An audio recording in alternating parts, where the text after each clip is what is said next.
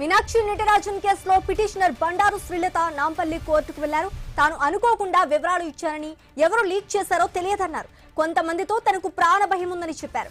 కొంతమంది తనను కోర్టుకు రాకుండా అడ్డుకున్నారని, తన ఆటో వెంబడి ఫాలో అయ్యారని పేర్కొన్నారు.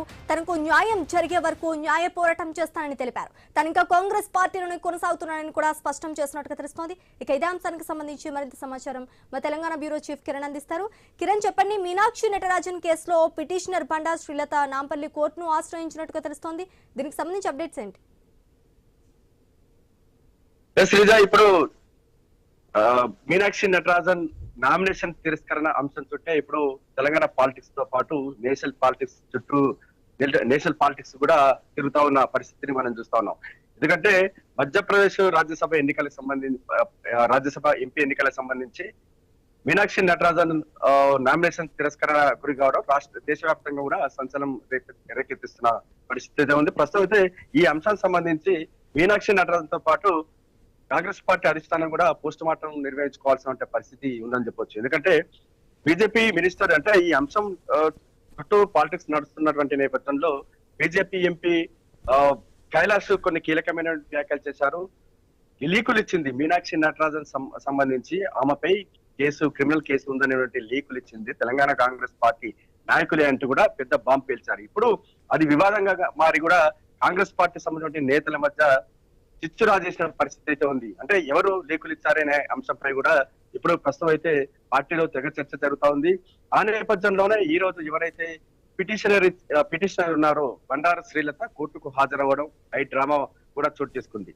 అంటే ఏదైనా పార్టీ గాని, వ్యక్తి గాని, వ్యవస్థ గాని సరిగా అంటే స్పందించాల్సిన సమయంలో స్పందించకపోతే దాని ప్రభావం ఏ విధంగా ఉంటుందో ఈ ఘటన స్పష్టంగా అర్థమవుతోంది. ఎందుకంటే ఎవరైతే బండారు శ్రీలత ఉన్నారో ఆమె కాంగ్రెస్ పార్టీ మహిళా లీడర్ గా ఉన్నారు. ఆమెపై కూడా ఆమె లైంగిక వేధింపులను కూడా ఎదుర్కొందని కూడా ఆరోపణలు ఉన్నాయి. అయితే ఆమెను కుంభం శివకుమార్ రెడ్డి అనేటువంటి ఒక కాంగ్రెస్ పార్టీ లీడర్ ఆమెపై లైంగికంగా వేధించారనేటువంటి ఆరోపణ అప్పట్లో సంచలనంగా మారింది. ఆ నేపథ్యంలోనే ఈ విషయాన్ని కూడా తమకు జరిగినటువంటి ఆవేదనను టిపిసిసి చీఫ్ మహేష్ కుమార్ గౌడ్, అదేవిధంగా మహేష్ కుమార్ గౌడ్ వివరించినటువంటి క్రమంలో చర్యలు తీసుకోవాలని విజ్ఞప్తి చేసిన నేపథ్యంలో ఆయన పట్టించుకోని పరిస్థితి అయితే ఉంది.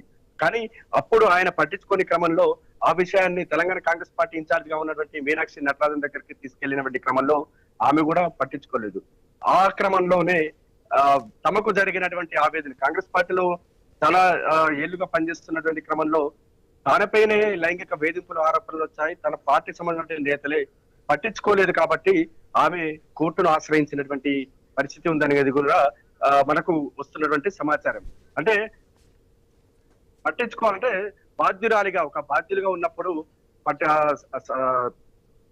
సందర్భం సంబంధించి అంటే సరైన సమయంలో సరైన డిసిషన్ తీసుకోకుంటే దాని ప్రభావం, దాని ఫలితం ఏ విధంగా ఉంటుందనేది ఇప్పుడు రాజ్యసభ ఎంపీ ఎన్నికల సందర్భంగా కూడా మీనాక్షి నటరాజన్ నామినేషన్ తిరస్కరణ అంశం నిదర్శనంగా నిలుస్తుందని కూడా చెప్పొచ్చు. అదే రోజు మీనాక్షి నటరాజన్ స్పందించినట్లయితే ఇప్పుడు ఇంతవరకు వచ్చేది కాదు అనేది కాంగ్రెస్ పార్టీ సంబంధించి పోస్ట్ మార్టంలో వెల్లడైనటువంటి ఒక పచ్చి నిజంగా చెప్పుకోవచ్చు. ఆ సమయంలో మహేష్ కుమార్ గౌడ్ స్పందించినా లేకుంటే మీనాక్షి నటరాజన్ స్పందించినా కూడా ఈ రోజు నామినేషన్ తిరస్కరణకు గురయ్యేటువంటి అవకాశం ఏమాత్రం లేదని చెప్పాలి. కేవలం ఆ కోర్టుకు సంబంధించి ఎవరైతే బండారు శ్రీలత ఉన్నారో బండారు శ్రీలత కోర్టును ఆశ్రయించినటువంటి కేసును ఆసరాగా చేసుకొని ఆ సాకుగా చూసుకొని ఇప్పుడు ఆమె నామినేషన్ తిరస్కరణకు గురైనటువంటి నేపథ్యంలో కాంగ్రెస్ పార్టీని నిర్వహించుకున్నటువంటి అంతర్గత పోస్ట్ మార్టంలో ఈ విషయం అయితే తేట తెల్లమైనట్టు కూడా మనకు స్పష్టంగా తెలుస్తా ఉంది. కొద్దిసేపటి క్రితం బండారు శ్రీలత నాంపల్లి కోర్టును ఆశ్రయించినటువంటి నేపథ్యంలో అక్కడ హై డ్రామా కూడా చోటు చేసుకుంది. ఆమె ఇంటి నుంచి నాంపల్లి కోర్టుకు వస్తున్నటువంటి క్రమంలో ఆటోలో కొంతమంది గుర్తు తెలియదు కూడా తనను వెంబడించారని, తనను కిడ్నాప్ చేసేందుకు యత్నించారనేటువంటి విషయాన్ని కూడా ఆమె చెప్పడం జరిగింది.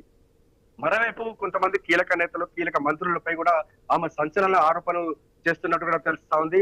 తనకు జరిగినటువంటి అన్యాయం సంబంధించి గతంలో కొంతమంది నాయకులకు చెప్పినప్పటికీ కూడా పట్టించుకోలేదని కూడా కొంతమంది కీలక నేతలపై కూడా ఆమె ఆరోపణలు చేస్తా ఉన్నటువంటి నేపథ్యంలో ఆమె కోర్టుకు వెళ్లకుండా అడ్డుకున్నారనేది బండారు శ్రీలత చెప్తున్నటువంటి ఆరోపణ.